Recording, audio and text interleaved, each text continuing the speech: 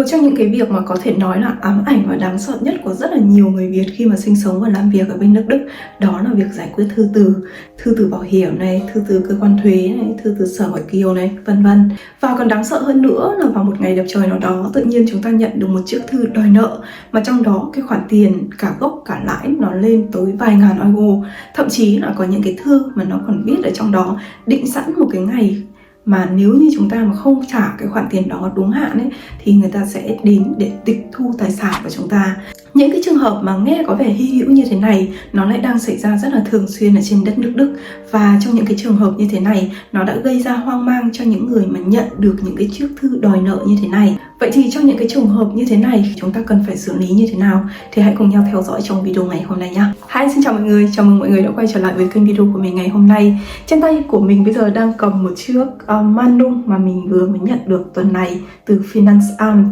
từ sở thuế. Trong đó thì có đòi mình một cái khoản tiền hơn 1.000 euro. Thì đây chỉ là một trong 4 chiếc Mahnung mà mình đã nhận được trong cái khoảng thời gian từ đầu năm 2025 tới giờ. Khoảng một tháng trước khi mà mình vừa mới ở Việt Nam qua thì lúc đó cái hòm thư của mình đầy ắp sau 2 tháng. Và khi mà mình mở ra thì mình nhìn thấy 3 chiếc thư trong đó là những cái chiếc thư mà để đòi nợ. Và có những cái khoản nợ mà nó thậm chí từ năm 2022 tới giờ rồi mà mình cũng rất là khó để có thể xác định được là không biết là những cái khoản nợ này nó có phải thật hay không. Trong những cái khoảnh khắc như vậy thì mình ít nhiều cũng đã bị phân vân, ít nhiều cũng đã bị hoang mang rằng trời ơi, không biết là những cái khoản nợ này nó đến từ đâu, liệu nó có phải nợ thật của mình hay không, và mình cần phải làm như thế nào. Chính vì vậy mà mình muốn làm cái video ngày hôm nay để chúng ta có thể cùng nhau bình tĩnh ngồi lại để xử lý một chiếc thư Mahnung nếu như nó có tình cờ tới cái hòm thư của nhà bạn. Vậy thì trước tiên cái câu hỏi Mahnung là gì? Mahnung là một chiếc thư đòi nợ mà khi cái khoản nợ đó nó đã quá cái thời hạn thanh toán rồi. Điều này có thể hiểu đơn giản, ví dụ như khi chúng ta đặt hàng online chẳng hạn và chọn cái hình thức thanh toán là thanh toán qua hóa đơn ấy, thì khi mà chúng ta nhận được cái đồ đó thì thường cũng sẽ có một cái hóa đơn nó kèm theo. Và trong cái hóa đơn đó thì họ sẽ yêu cầu rằng trong vòng 14 ngày kể từ khi mà nhận được cái Rechnung này thì cần phải thanh toán cái khoản tiền này tới cái số tài khoản như thế này. Khi mà cái thời hạn 14 ngày nó qua đi ấy, thì cái người bán hàng của chúng ta họ có cái quyền gửi cho chúng ta một cái thư gọi là thư nhắc nhở, thư cảnh báo rằng cái thời hạn này đã qua rồi, làm ơn hãy thanh toán. Thì đây là một cái sự hiểu nôm na về cái Mahnung là gì. Thông thường trong cuộc sống hàng ngày, khi mà nhận được những cái Mahnung như thế này thì chúng ta sẽ nhận được 3 lần: Erste Mahnung, Zweite Mahnung, Letzte Mahnung. Cho nên là nhiều người nghĩ rằng mới chỉ có Erste Mahnung thôi mà, cho nên là mình cứ đợi đến bao giờ Letzte Mahnung thì lúc đó mình trả tiền cũng được. Tuy nhiên thì khi mà nhìn về khía cạnh pháp luật thì cái người bán hàng cho bạn ấy, họ không có trách nhiệm phải gửi cho bạn đến lần thứ 3 Mahnung họ mới có thể chuyển được cái thư này sang một cái cơ quan đòi nợ nào đó, mà ngay từ cái lần đầu tiên gửi thư Mahnung này họ đã có một cái cơ sở pháp lý để có thể chuyển cái khoản nợ này sang cho một cái công ty đòi nợ nào đó, trong tiếng Đức gọi là incasso, hoặc là có thể chuyển cái khoản nợ này sang cho tòa án. Có nghĩa là cái việc mà gửi thư Mahnung từ cái người bán hàng sang cái người mua hàng như thế này, chỉ ngay từ lần đầu tiên thôi họ đã có đủ cơ sở pháp lý để xác nhận được 2 điều. Điều thứ nhất là anh đang trong cái quá trình chậm trễ thanh toán rồi. Và điều thứ hai đó là kể từ khi mà gửi cái Mahnung này đi thì tôi đã có đủ cơ sở pháp lý để tôi có thể chuyển cái khoản nợ này sang cho một cái bên đòi nợ thứ 3 nào đó, hoặc chuyển cái khoản nợ này sang cho tòa án để có thể khởi kiện được anh. Và đó là cái nguyên nhân sâu xa của cái việc tại sao chúng ta lại nhận được bức thư Mahnung này. Còn một cái điều nữa mà chúng ta cũng cần phải lưu ý, đó là cái người chủ nợ ấy, người ta không cần thiết phải nhắc nhở chúng ta lần thứ nhất, lần thứ hai, lần thứ 3 ngay lập tức vào cái thời điểm mà cái khoản nợ đấy nó hết hạn, mà họ có thể hoàn toàn đợi tới 1 năm, 2 năm, 3 năm sau, miễn là khi mà cái thời hiệu khởi kiện nó vẫn còn ấy, thì họ vẫn có cái quyền nhắc nhở chúng ta là trả nợ. Và trong những cái trường hợp như vậy thì cái khoản nợ này nó còn tính được thêm cả cái khoản tiền lãi trên cái khoản nợ gốc nữa. Nên trong thực tế mọi người sẽ nhìn thấy ở trên cái tờ Mahnung ấy có rất là nhiều trường hợp là họ sẽ đòi những cái khoản nợ mà nó đến từ cách đây 3 năm, 2 năm hoặc là 1 năm rồi. Rất là nhiều người khi mà nhận được một chiếc thư Mahnung như thế này thì có thể là họ sẽ nghĩ rằng mình có vay nợ cái gì đâu, mình có nợ ai bao giờ đâu, chính vì vậy mà đây chắc là lừa đảo rồi. Và họ sẽ phớt lờ cái thư này ngay từ cái khoảnh khắc đầu tiên như thế. Và cái điều này nó rất là nguy hiểm, nó sẽ gây ra những cái hệ quả pháp lý rất là quan trọng. Và có thể là nếu như trong cái trường hợp mà chúng ta bị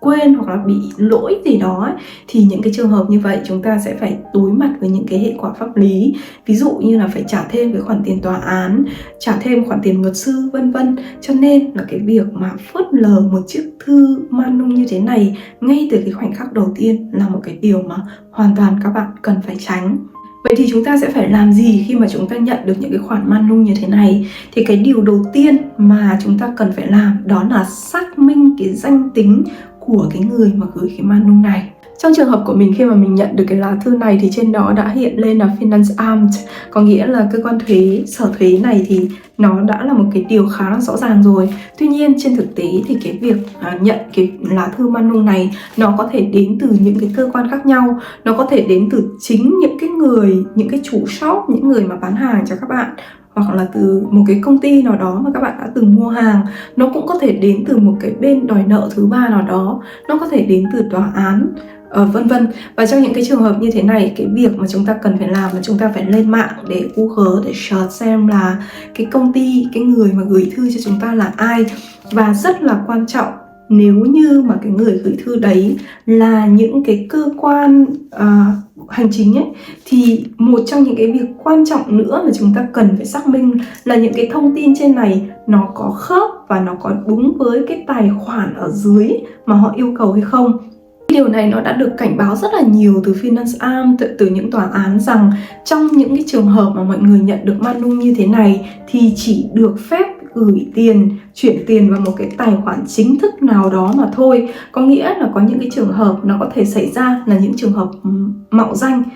Đó là họ sẽ viết ở trên cái đầu này là tòa án của quận huyện này chẳng hạn. Tuy nhiên mà khi mà họ viết ở dưới này là làm ơn hãy chuyển cái khoản tiền nợ này vào cái ngày này tới cái tài khoản này, thì lúc đó cái tài khoản đó lại là một cái tài khoản fake. Thì trong những cái trường hợp này mọi người cần phải kiểm tra rất là kỹ lưỡng bằng cách lên những cái trang web chính thức của cái cơ quan đó để kiểm tra xem là cái tên của cái cơ quan đó và cái tài khoản ngân hàng của cái cơ quan đó nó có khớp với nhau hay không, nó có phải là cái tài khoản mà đã được công bố trên website chính thức của cái cơ quan này hay không. Và trong cái trường hợp mà chúng ta nhận ra rằng cái thư này là một cái thư lừa đảo, một cái thư scam, thì trong cái trường hợp này, lúc này chúng ta có thể phớt lờ được chiếc thư này rồi. Tuy nhiên trong cái trường hợp mà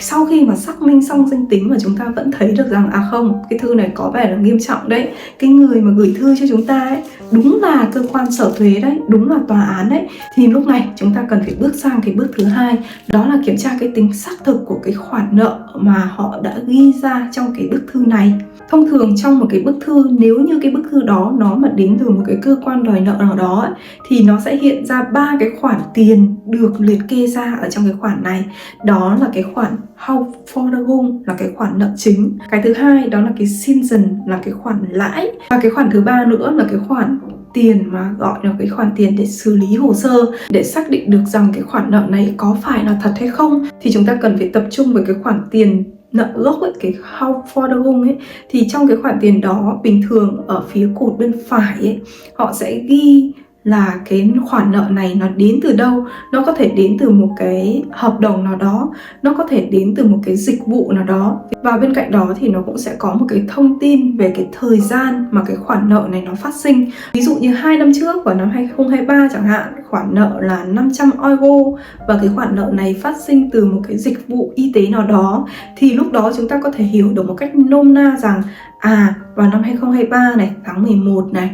mình có đi bác sĩ nào hay không này. Nếu mà đi bác sĩ thì mình có làm một cái dịch vụ gì đó mà cái dịch vụ đó không được trả bằng bảo hiểm hay không. Và nếu như mà sau khi mà xác minh, nếu như mà sau khi mà xác nhận lại hoàn toàn và cảm thấy rằng không, thực sự là mình không có một cái khoản nợ nào nó như thế này, thì trong cái trường hợp như thế chúng ta cần phải liên lạc lại trực tiếp với cái người mà gửi thư cho chúng ta để đòi nợ ấy, để hỏi rằng tại sao lại có cái bức thư này và yêu cầu cần phải xác minh, cần phải kiểm tra lại một lần nữa cái khoản nợ này. Bởi vì trên thực tế, cái việc mà những cái khoản nợ này nó có thể đến từ những cái sai lầm trong cái việc xử lý hồ sơ của họ. Và nếu như mà chúng ta phản kháng lại như vậy ấy, thì lúc đó họ sẽ kiểm tra lại kỹ lưỡng lại một lần nữa và có thể là họ sẽ tìm thấy những cái lỗi ở trong cái quá trình xử lý hồ sơ của họ. Ví dụ như là dùng tên sai này, dùng sai địa chỉ này, vân vân. Và trong những trường hợp như thế thì trường hợp tốt nhất là chúng ta hãy liên lạc qua email, qua thư từ để có được cái xác nhận bằng văn bản, để tránh những cái hậu quả nó có thể xảy ra đằng sau. Còn trường hợp thứ hai, khi mà chúng ta kiểm tra cái khoản nợ này và chúng ta xác định được rằng đúng là ngày xưa mình quên thật, mình không trả tiền cái khoản nợ này thật, thì trong những cái trường hợp như thế này thì cái lỗi là cái lỗi từ phía chúng ta, và đương nhiên là chúng ta phải có cái trách nhiệm trả lại cái khoản tiền này, cộng thêm những cái khoản lãi hoặc là cộng thêm những cái phí xử lý hồ sơ mà nó phát sinh trong cái quá trình này. Nếu như cái khoản nợ này nó đã quá lớn rồi, nó vượt quá cái khả năng thanh toán của chúng ta, và chúng ta xác định được rằng trước sau gì mình vẫn phải trả cái khoản tiền này thôi, thì sẽ có một cái khả năng chúng ta có thể cân nhắc tới, đó là liên lạc lại với cái chủ nợ đó để có thể yêu cầu họ rằng cho phép chúng ta được trả cái khoản nợ này trả dần dần. Có nghĩa là bây giờ khoản nợ là 5.000 thì có thể trả thành 1 năm chẳng hạn, trả thành 10 tháng chẳng hạn, mỗi tháng trả 500 oi. Thì đây cũng là một trong những cái cách thức trả nợ rất là phổ biến mà được áp dụng trong những cái trường hợp như thế này mà chúng ta có thể cân nhắc tới. Vậy thì đó là những cái trường hợp mà có thể xảy ra khi chúng ta nhận được một chiếc thư Manung.